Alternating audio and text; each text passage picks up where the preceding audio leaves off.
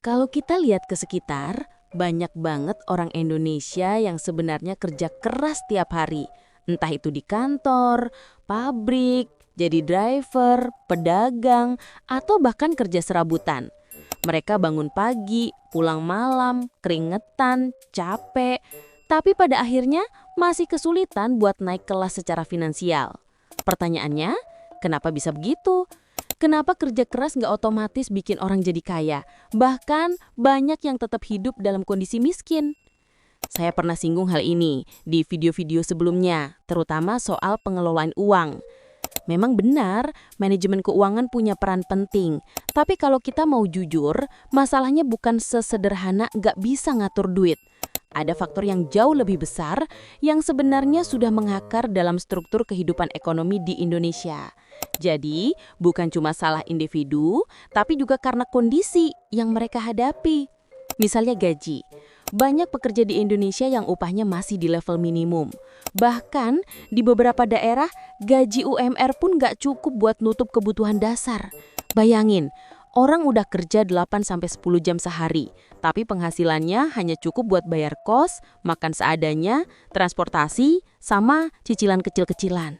Jadi wajar kalau setelah dipotong kebutuhan wajib, hampir nggak ada sisa buat nabung, apalagi investasi.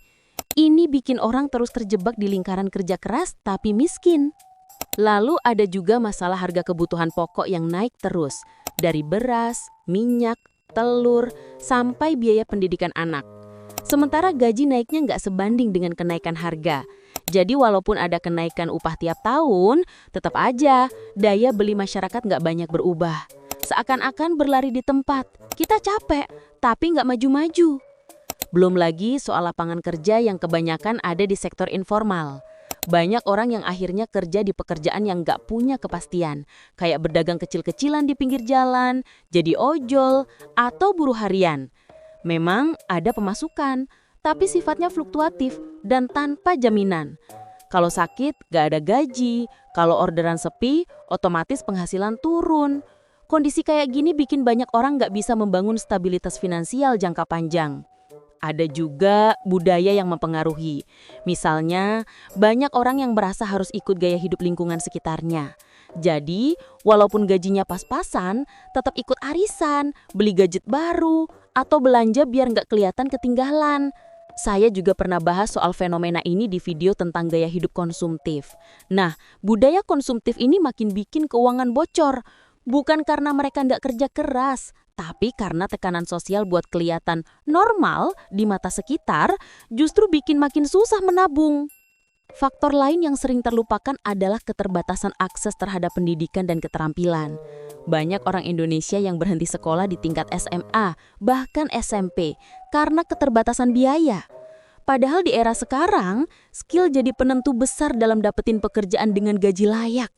Akhirnya orang-orang yang nggak punya skill tertentu terpaksa ambil pekerjaan rendah upah yang nggak ngasih kesempatan berkembang. Jadi kalau ditanya kenapa banyak orang kerja tapi tetap miskin, jawabannya nggak tunggal. Ada kombinasi faktor struktural kayak gaji rendah dan mahalnya biaya hidup, ada faktor sosial kayak gaya hidup dan tekanan lingkungan, ada juga faktor individu kayak kurangnya skill atau mindset. Semua bercampur jadi satu. Kalau kamu perhatiin, kondisi ini mirip kayak orang yang lagi jalan di treadmill. Mereka kelihatan terus bergerak, berkeringat, tapi posisinya tetap di tempat. Kerja keras ada, tapi hasilnya nggak sebanding. Pertanyaannya, apakah mungkin keluar dari treadmill ini? Apa ada jalan biar kerja keras benar-benar bisa ngangkat orang dari kemiskinan? Kalau kita bedah lebih dalam lagi, sebenarnya ada hal menarik soal bagaimana sistem kerja di Indonesia ini terbentuk. Banyak perusahaan yang cenderung memanfaatkan tenaga kerja murah karena jumlah pencari kerja jauh lebih banyak daripada lowongan yang tersedia. Akibatnya, posisi tawar pekerja jadi rendah. Perusahaan bisa seenaknya menentukan upah karena kalau ada yang nolak, pasti ada orang lain yang siap menggantikan. Ini menciptakan lingkaran setan. Banyak orang butuh kerja, tapi kualitas pekerjaan yang tersedia nggak membuat hidup mereka lebih sejahtera. Saya juga pernah singgung di video lain tentang pengangguran lulusan kuliah. Latar belakang pendidikan yang tinggi sekalipun nggak otomatis bikin seseorang terhindar dari kemiskinan. Banyak sarjana yang akhirnya harus terima kerja di luar bidangnya, bahkan dengan gaji yang hampir sama dengan lulusan SMA.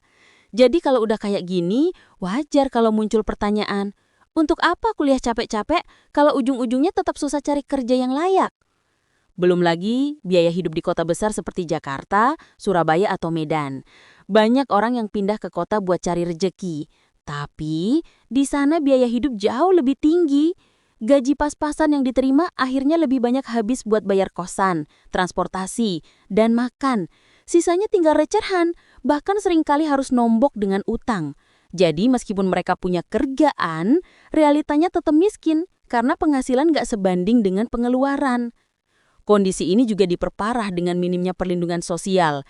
Misalnya, di negara maju, banyak pekerja dapat tunjangan kesehatan, pensiun, atau bantuan pengangguran. Di Indonesia, sebagian besar pekerja di sektor informal nggak dapat fasilitas itu. Jadi ketika ada musibah, entah sakit, kecelakaan, atau di PHK, mereka langsung jatuh miskin. Padahal mereka udah kerja keras sebelumnya. Kalau dilihat dari semua faktor ini, jadi jelas bahwa kemiskinan bukan hanya soal malas atau rajin.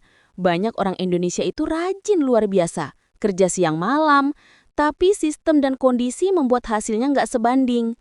Jadi sebenarnya, masalahnya ada di ketidakadilan struktur ekonomi yang menekan mayoritas pekerja.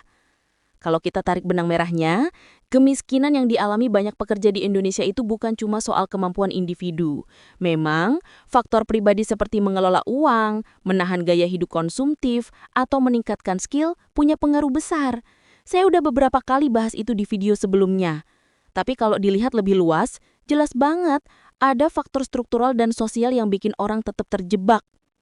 Kondisi kayak gini harusnya jadi refleksi buat kita semua. Apa gunanya masyarakat punya etos kerja tinggi kalau hasil kerja kerasnya nggak cukup untuk hidup layak?